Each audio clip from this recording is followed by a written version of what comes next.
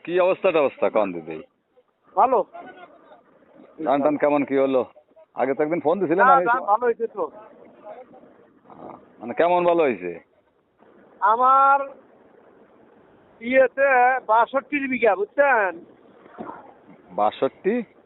৬২ শতকে ১ বিঘা আমাদের। ও আচ্ছা। তো ওটা কি মানে হুল ছাড়া না হুল আলাদা তাতে কোনটা? তাতে আমার ধান আছে ৯০ মন। ওইটা ফাতেমা, ওইটা বলতেছি যে ওইটা কি হুল সহ না হুল ছাড়া? ফুল ছাড়া। ও আচ্ছা। আপনাদের এই বেলটা তো ভালোই হয়। যে আগে একদিন ফোন দিছিল যে রাজশাহীর এক ভদ্রলোক, বুঝছেন? হ্যাঁ। তুলনামূলক তো আপনাদের ওদিকে আর ভালো হয়। হ্যাঁ, ইনশাল্লাহ ভালো।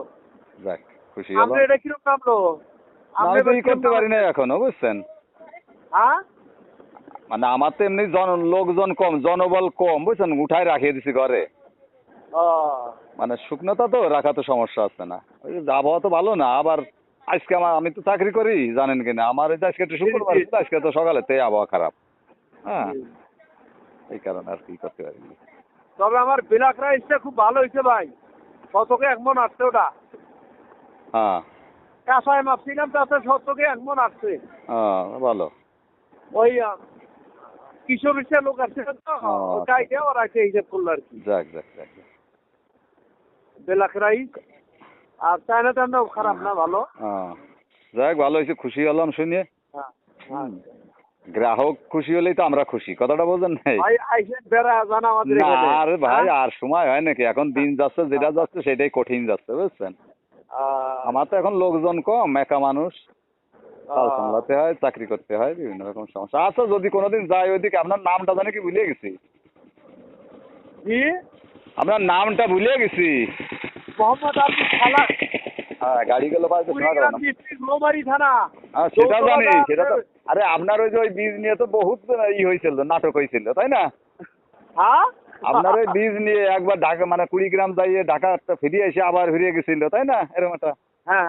আমার ভালো মনে আছে, কারণ ওইটা ভুল হয়েছিল কি, আপনার রৌমারি যদিও কুড়িগ্রামের ভিতর, কিন্তু আপনার পাশের অফিস আছে সম্ভবত নেত্রকোনায়, তাই না? হ্যাঁ। যার ফলে কুড়িগ্রাম যাই আবার ফিরে ঢাকা এসে পরে আমি আবার অফিসের সাথে যোগাযোগ করলে পরে ওরা আবার পাঠাইছিল, এই জন্য একটু সময় লেগে গেছিল না? ভাই, হ্যাঁ, আমার ধান তো খুব সুন্দর হয়েছে, আমি তো সব দিয়ে যাচ্ছি। আচ্ছা। কি নাম জানি বলেন, ভুলে গেছি আবার নামটা। মোহাম্মদ আব্দুল সালাম। আব্দুল সালাম, হ্যাঁ। না, ওই পাশ দিয়ে গাড়ি গেল তো, এই জন্য ই করতে পারেন। আচ্ছা, তো আমি সেভ করে রাখতেছি, আজকে আপনার নাম সেভ করে রাখতেছি যাতে আর ভুল না হয়। হ্যাঁ। আর যদি কোনোদিন ওদিকে যাই, বুঝছেন, জি। বেড়ায় আসবো, আর আপনি যদি এদিকে আসেন এই লাইনে যশোর মাগুরা খুলনা, তাহলে আসেন, ঠিক আছে? আর একটা কথা হলো, আমার দাবি থাকলো যে যদি আমরা যেহেতু ইউটিউবের আমরা চ্যানেলের মালিক। জি। শুনলেন একজন খামারি বন্ধুর বা কৃষক বন্ধুর, যিনি আমাদের কাছ থেকে বীজ নিয়ে ফাতেমা ধান রোপণ করেছিলেন। তিনি আমাদের কিছু শীষ খুশি হয়ে কিছু শীষ আমাদের কাছে পাঠিয়েছেন কুরিয়ারের মাধ্যমে। দেখছেন এই যে সেই প্যাকেটের রয়েছে, সেগুলো আমরা এখন দেখছি আর কি। এবং সম্ভবত পূর্ববর্তী ভিডিওতে এই সমস্ত শীষের কিছু ছবিও বা ভিডিও দেখানো হয়েছে। এরপরে যদি আপনাদের ভালো লাগে তাহলে বীজের জন্য আমাদের সাথে যোগাযোগ করবেন, এবং চিটামুক্ত